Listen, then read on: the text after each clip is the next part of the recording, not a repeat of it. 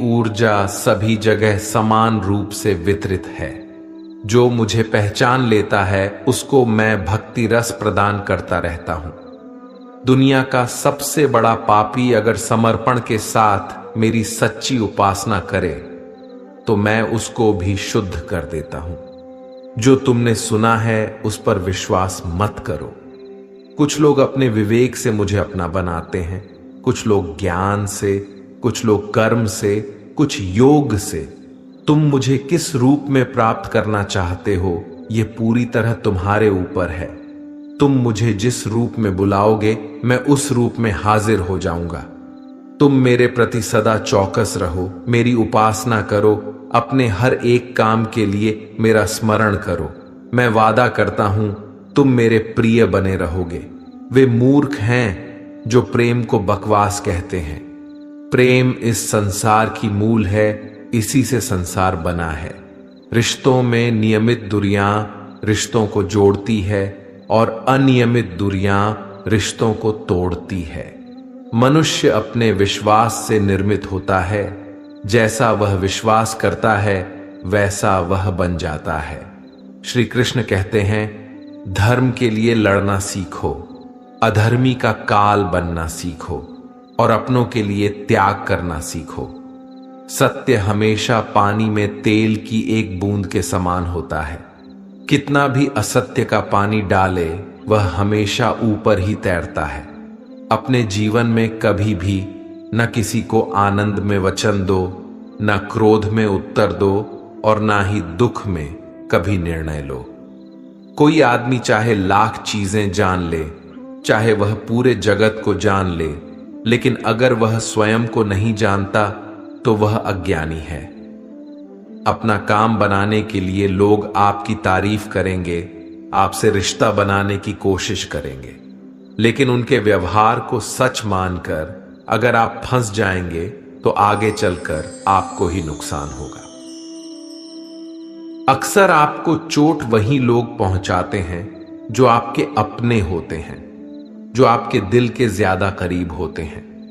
गीता का यह सबसे महत्वपूर्ण ज्ञान है, क्योंकि महाभारत की लड़ाई पराये लोगों में नहीं थी, यह एक ही परिवार की लड़ाई थी। चाहे आप किसी की मदद करो या मत करो, लेकिन जानबूझकर कभी किसी का दिल नहीं दुखाना चाहिए, क्योंकि जब किसी का दिल आपकी वजह से दुखता है तो हमेशा याद रखना कि आपको भी वह दर्द एक दिन जरूर मिलेगा। कभी भी किसी भी चीज की अति नहीं करनी चाहिए, क्योंकि किसी भी चीज की अति आपको ही नुकसान पहुंचाएगी। इसलिए जीवन को संतुलन के साथ जीना चाहिए। जो आपके साथ अधर्म करे, पाप करे, गलत करे, उसे सजा जरूर देना चाहिए। अगर आप उसे सहते हैं तो वह आपके साथ और गलत करता है और आप उससे भी बड़े पाप के भागीदार बन जाएंगे। इसीलिए ज्ञानी व्यक्ति को चाहिए कि वह अपने साथ हो रहे गलत का विरोध करना सीखें। जीवन में कभी वह मत करो जो लोग करते हैं, हमेशा वही करो जो तुम्हारे लिए सही है।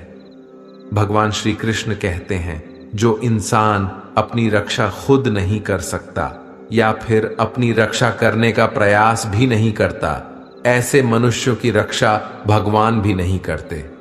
जो इंसान खुद के महत्व को नहीं जानता, वैसे इंसान को कोई भी महत्व नहीं देता है। बुरा इंसान कभी अपनी बुराई नहीं छोड़ता। आप चाहे उसके साथ कितना भी अच्छा चलो, वह आपको तकलीफ जरूर देगा। इसलिए जो जैसा है उसके साथ वैसा ही व्यवहार करना चाहिए। जो इंसान समय की कदर नहीं करता, समय भी उस इंसान की कदर कभी नहीं करता है, और वैसा इंसान जीवन में कभी भी सुख, शांति और सफलता को प्राप्त नहीं कर पाता है। संगति का मनुष्य के जीवन पर बहुत गहरा प्रभाव पड़ता है। अच्छा इंसान अगर बुरे लोगों के संगत में रहेगा तो वह भी एक दिन बुरा बन जाएगा। इसलिए हमेशा अच्छे लोगों की संगत में रहे। इस दुनिया में परमात्मा के सिवा किसी को अपना मत समझो। यहां कोई अपना नहीं है। क्योंकि जब दुनिया के सारे रास्ते बंद हो जाते हैं तो ईश्वर की तरफ जाने वाला रास्ता हमेशा खुला रहता है। हमेशा शक करने वाला व्यक्ति कभी शांति प्राप्त नहीं कर पाता है। वह न तो इस लोक में धन, ऐश्वर्य या यश की प्राप्ति कर सकता है और ना ही परलोक में स्वर्ग की प्राप्ति कर सकता है, क्योंकि जब तक मनुष्य किसी भी विषय में संशय युक्त रहता है तब तक वह उस विषय में सफलता नहीं पा सकता। इसलिए संदेह करने से बचें। हे अर्जुन, तुम्हारा क्या गया जो तुम रोते हो? तुम क्या लाए थे जो तुमने खो दिया? तुमने क्या पैदा किया था जो नष्ट हो गया?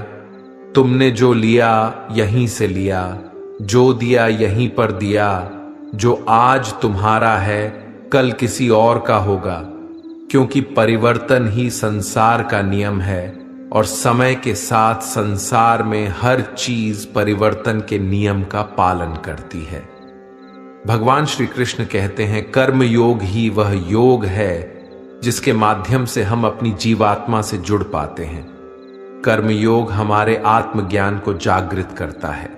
इसके बाद हम न केवल अपने वर्तमान जीवन के उद्देश्यों को बल्कि जीवन के बाद की अपनी गति का पूर्वाभास प्राप्त कर सकते हैं। इस योग में कर्म के द्वारा ईश्वर की प्राप्ति की जाती है। भगवत गीता में कर्म योग को सर्वश्रेष्ठ माना गया है। गृहस्थ और कर्मठ व्यक्ति के लिए यह योग अधिक उपयुक्त है। कर्म योग सिखाता है कि कर्म के लिए कर्म करो, आसक्त रहित होकर कर्म करो। कर्मयोगी इसीलिए कर्म करता है कि कर्म करना उसे अच्छा लगता है और इसके परे उसका कोई हेतु नहीं है। कर्मयोगी कर्म का त्याग नहीं करता, वह केवल कर्म फल का त्याग करता है और कर्म जनित दुखों से मुक्त हो जाता है।